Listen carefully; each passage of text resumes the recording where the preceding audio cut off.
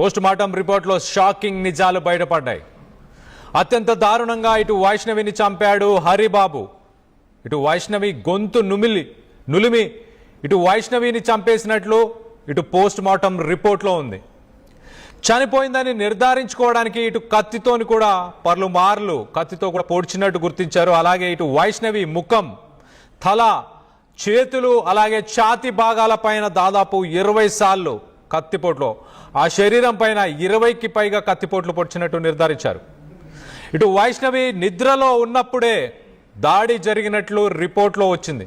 ఇటు వైష్ణవి దాడితో ఇటు కడుపులోనే దారుణంగా వైష్ణవికి సంబంధించిన 4 నెలల ఆ పసికందు కూడా చనిపోయింది.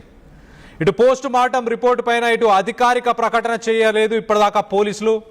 ఒక్కసారి తన ప్రాణాలను తీయొద్దు, తన కడుపులో మాత్రం పొడవద్దు అంటూ మొత్తానికైతే ఇటు వైష్ణవి పలుమార్లు